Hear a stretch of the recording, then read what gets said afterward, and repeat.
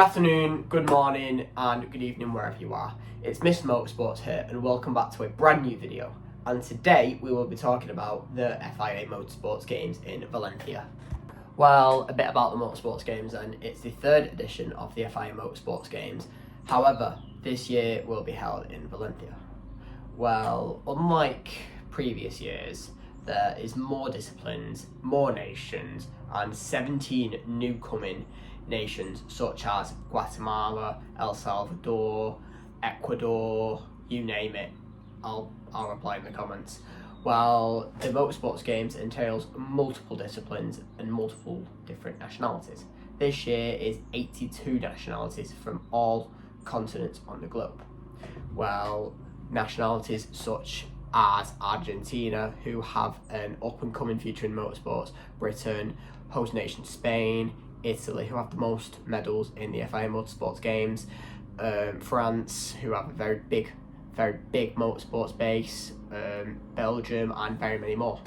Well, the Motorsports Games entails disciplines such as touring car racing, karting, grand touring, in other words GT, karting, and rally, and very, very many more. Well, let's absolutely criticise the opening ceremony. I do not know what the fuck that was. Like, just look on your screen. What the fuck is that? Like, ballet in Motorsports Games? Really? Fucking really? Really? Well, yeah, fuck the ballet ceremony, but anyway, let's talk about the Nations Parade. And honestly, if I'm being honest, it was so bland. I felt sorry for the guy from Azerbaijan just walking on his own to, pretty much gone on stage on his own. Like, I just feel really bad for the guy. Like, come on. Like, it's a nation that's hosting Formula 1 races every fucking year, but you still can't get any driver. Like, you can't find racing drivers from Azerbaijan, really. What the fuck? Or why you're hosting Formula 1 races is pretty much fucking useless at this point. Well, obviously, you've got Ecuador as well, who only really have the rallying event, and that's about it. As well, actually, one of the 17 newcomer nations is from, obviously, that Central American region. The motorsports region over there in Central and South America is actually pretty much grown, and it's kind of impressive, actually, if I'm being honest. America also have a decent representation. Bangladesh are also making their debut. Indonesia motorsports is pretty much growing, but this time it's brought over to the touring car category to fight for the gold medal. It's not going to happen though, really, is it? Well, yeah, as I was saying, there's 17 newcomer nations, and some of them are solely represented, which is actually pretty sad. I mean, good on you for bringing it here, but, just they need more representation realistically if you want to have a part in the Motorsports Games.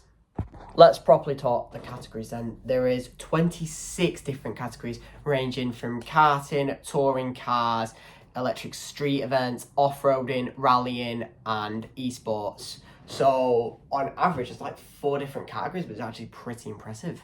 So we'll be talking about all these categories more in depth later in the video. So yeah, I'm excited, can't wait to get on with it. Let's talk a little bit about Formula 4 then. Well, Formula 4 is in the spotlight for a very big reason, actually, with one of their former drivers and former gold medal winner, Andrea Antonelli, just graduating to Formula 1 about a month ago. And I congratulate him on this achievement. Well, as he is the first ever FIA Motorsports Games gold medalist to graduate into Formula 1, but with a very big team. He's only 18 as well, and he represented Italy on his gold medal winning charade. Well, there is 22 nations who are fighting to be just like Andrea Antonelli one day. 22 drivers from 22 different nations. Very impressive. As well, as you can see, there is, as I've said, there's a very big presence in the world of motorsports at the moment, especially with youth drivers. So it wouldn't really surprise me if one of them got to Formula 1 one day. I will have the F4 drivers up on screen there. Well, let's talk about my discipline of focus on, which will be the Touring Car Cup. The Touring Car Cup, however, is all run by the TCR specification, all front-wheel drive cars, and yeah, with very many manufacturer. 15 drivers from 15 different nations fight to take gold. Well, with 3 debutant nations, Canada, Bangladesh and Indonesia in this category. Well, not really debutant nations, but the first timers in this category. Well, the hot favourites for gold will be Jenson Brickley, Ignacio Montenegro and Aurelian Comte, all racing for Britain, Argentina and France respectively. Well, the outside chance of a gold medal an outside chance of a medal in general will be Rafael Rice and Marco Butti. Marco Butti being obviously a TCR World Tour regular, and he doesn't really have much mileage at this track. Same with Rafael Rice, who's only raced in continental South America his entire career. While sprite young drivers like Adam Kaut looking ready to fight for a gold medal too. Same with outsiders René Kircher of Denmark and René Kircher of Germany and René Paulsen of Denmark. Well, another nation, Turkey, and their car looks stunning with Zeke Ilson at the wheel. However, I think no, let's get into the predictions later. We're not talking about the predictions now. But in all honesty, the favourites and the outsiders and the sleepers for this event, the favourites, Jenson Brickley, Ignacio Montenegro, Aurelian Comte, and the outsiders will be Rafael Rice and Marco Butti. Marco Butti might just about be in the favourites category due to his obvious TCR experience and his youth. And obviously there is a lot to expect from Marco Butti in the future. After considering he's just come off of a P26 to P6 drive in Zhuhai the last week at just Untitled, and with Rafael Rice being just an outsider due to his non-European experience. He doesn't really have much European experience, so it's going to be a very big challenge for him if he wants to step into the World Tour next season. Another circuit category then will be the Drifting Cup. The Drifting Cup, however, I don't really know much about, but as I've said, it's not really my discipline of focus. But there is things like fucking hell. I really should not really be talking about drifting, should I? I'm a fucking actual racing YouTuber, not a fucking drifting one. Fuck me.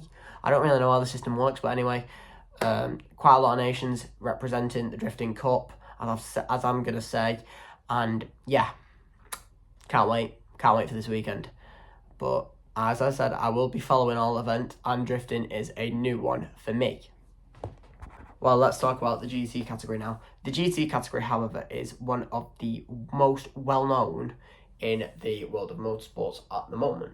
Well, obviously producing really, really brilliant drivers like the likes of Raffaele Marciello, Eduardo Mortara, and some really big sports car names. Well, we're not talking about big sports car names now, we're talking about FIA Motorsports games. Well, the GT Sprint race is the shorter of the two categories. There is a GT Relay, but we're going to talk about that later.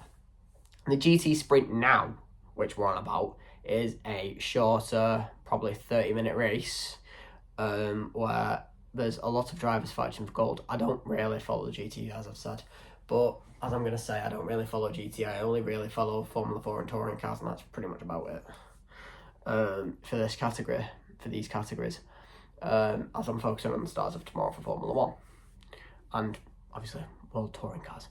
But these drivers, however, are looking to fight for gold. There is obviously drivers like Ayhan Şengüven for Turkey, and there is some really big names in this as well. Obviously, considering the fact that these names are either in the World Endurance, these names are in the World Endurance Championship, the GT World Challenge. They're all from everywhere around the globe, so it wouldn't really surprise me if these names are new. Let's talk about the GT Endurance now. the relay. But the GT relay, however, is where you change driver, where there's more than one driver representing a country. So, like, for example, let's talk about Team Italy. I'm just picked a name out of the hat, but I don't know if they're representing in the GT Relay Cup. Well, let's talk about Italy. Let's just pick two random GT drivers from Italy, for fuck's sake, well, you idiot. Like Giacomo Altoe, who is actually a former touring car driver himself. And another one will be, Daniel Kvyat, because Russia can't represent in anything for, political reasons. I can't really say on YouTube because I'm going to get demonetized, you fucking idiot. Well.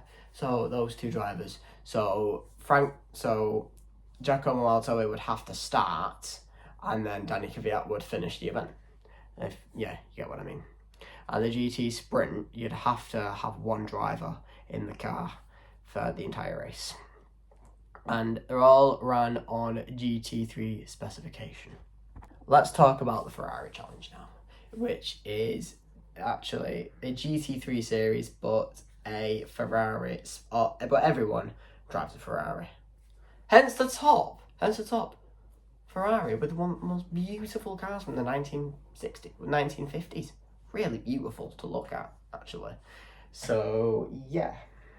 Well, the Ferrari Challenge hosts very many drivers from the Ferrari Challenge Cup, Europe, North America, and Asia.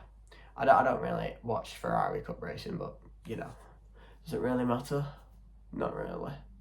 Well, as I was going to say, yeah, the Ferrari Cup event obviously hosts a Ferrari GT3 car, and everyone in the same car fights gold, which obviously I think is the most fairest event because everyone's driving the same car, same specification, but everyone is using different setups.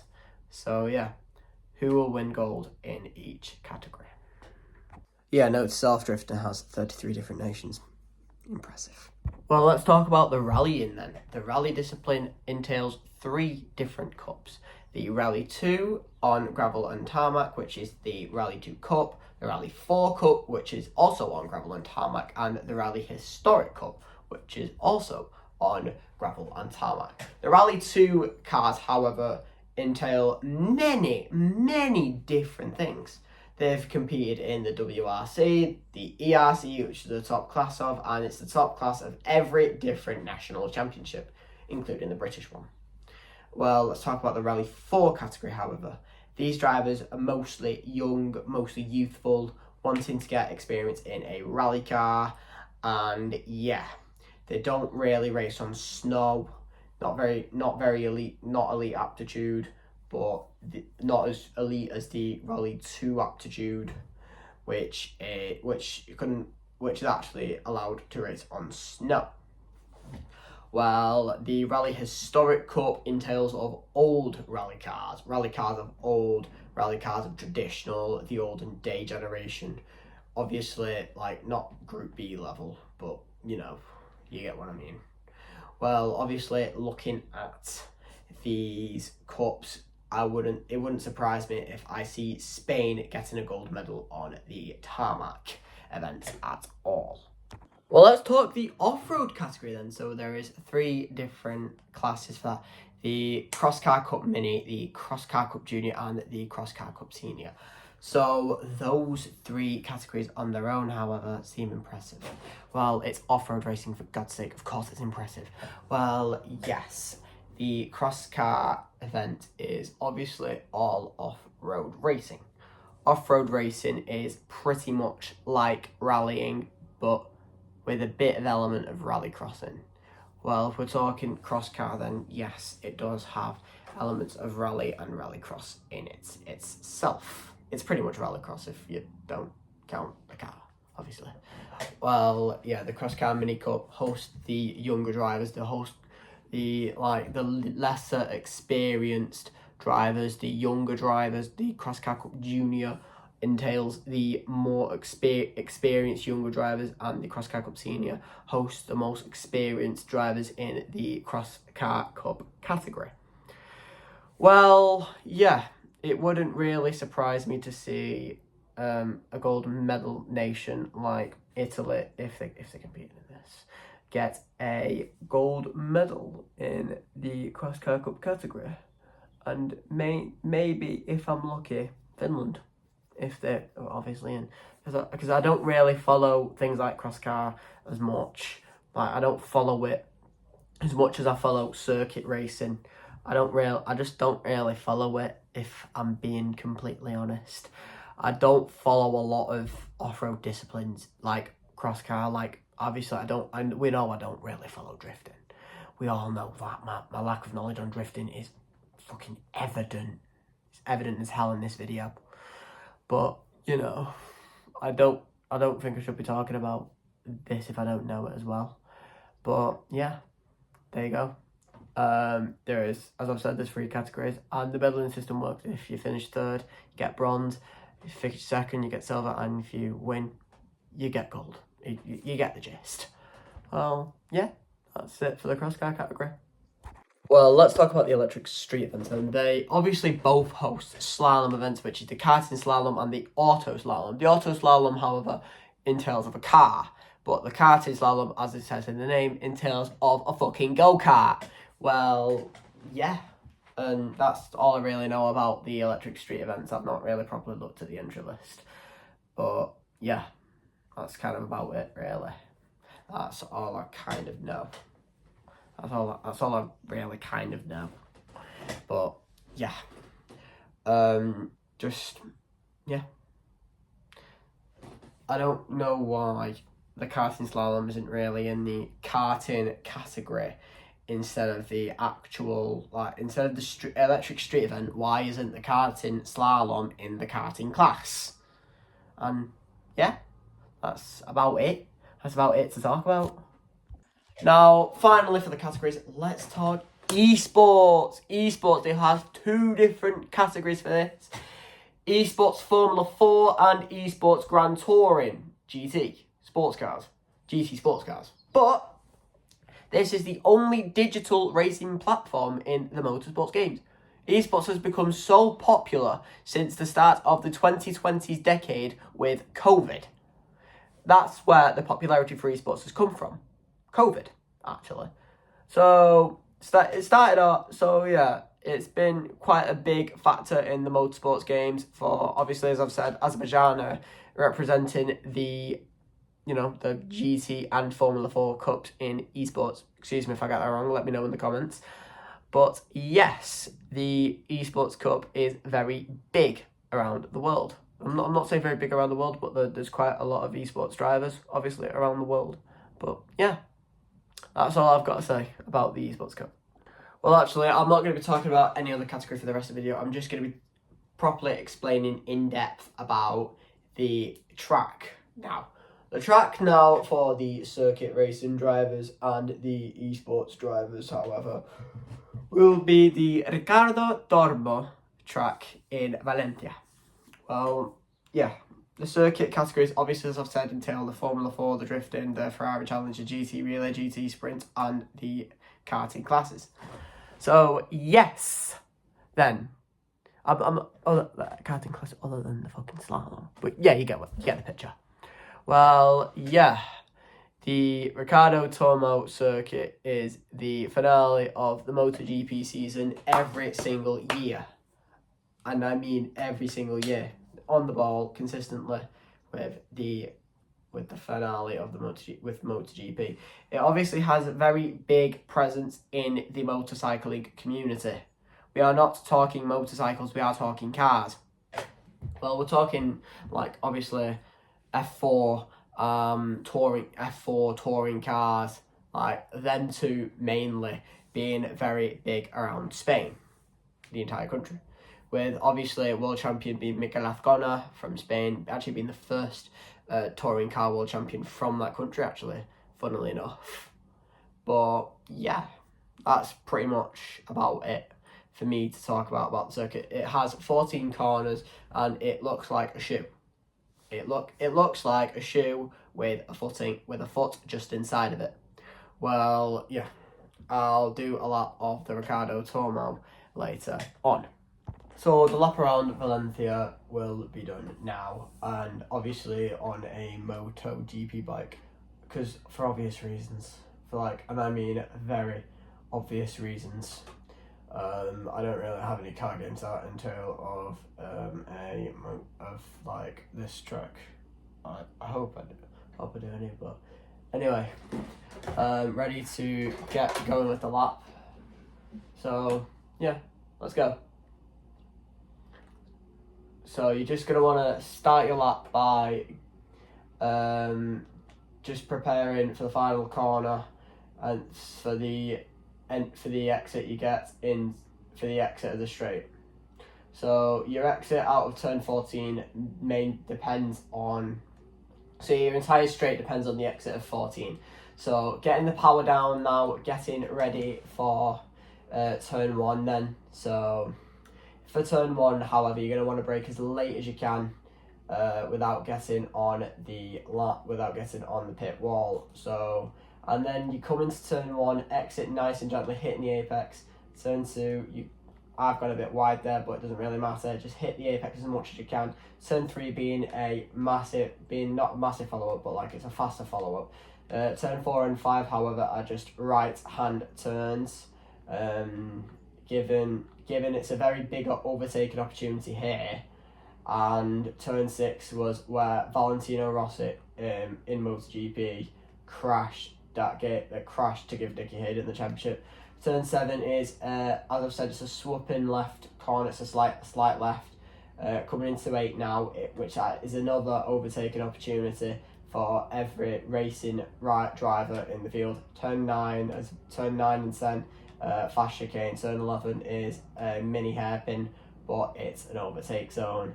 And coming into I'm going to call this a horseshoe intersection, of turn 12 and 13, which I cut the corner a little bit there, but my bad. 13, and then it's a big left-hander, and coming into 14, final corner, get the power down, and make sure you're not like on pit wall. And that's my lap around Valencia. Well, let's go on to my main race predictions for the touring car category. Well, as I've said, it's my discipline and focus, but really it doesn't matter anyway. Let's go on with it. So in last place will be Avik Anwar. Sadly, he'll just get eaten alive pretty badly. Like, he's a bit out of his depth at the moment, sadly, if I'm going to be completely honest. 14th place will be Megan Tomlinson. She's a bit out of her depth as well. But, you know, her European and the World Tour showing in Mid-Ohio earlier on in the year was absolutely horrendous. She wasn't really as up there as I thought she'd be. But, like, I didn't really expect her to be up there anyway. 13th place would be Umar Abdullah. He's going to struggle pretty much. He's going to struggle big time in this big field of, vultures, as I've said, the Montenegros, the Brickleys, you name it. Well, in 12th place will be Jonathan Engstrom. He'll just have a very quiet run this weekend, but as I've said, he's not as experienced, he's not as, well up there as, like the others are. Well, if I'm being completely honest about Jonathan Engstrom, he's not as experienced. He's only really done one race of TCR competition. But yeah, that's pretty much about it. 11th will be Zekai Özün, who will be the best of the back group. I mean, that car of Turkey, do not get me wrong, it's just beautiful. But sadly, the result won't correlate to the delivery won't correlate to the result, sadly. But in 10th place will ever so sadly, be Adam Count. I mean, he's just doing this event to gain experience in a touring car properly. And yeah, it's just going to be one of them really for him.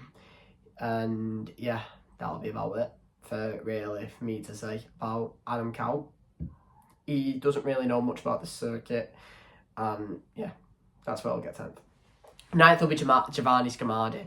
Well, as he's got a lot of experience around this circuit, he's going to be quite the one to watch. But I don't think he'll get gold. I don't think he'll get a medal at all.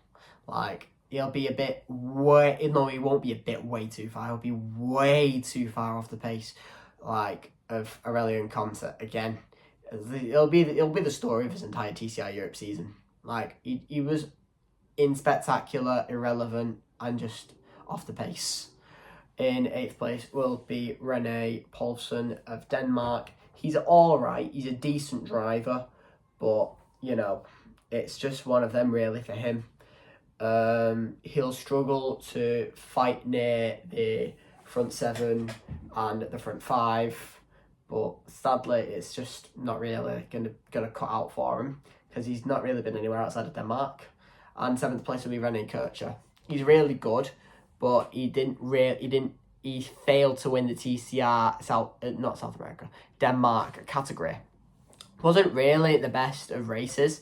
Not the best of races, sorry. It was a really good season, but Kasper Jensen was just far too good for, like, even Jan Magnussen to get. But honestly, Kasper Jensen's a really good driver, and it surprises me to not see him here today.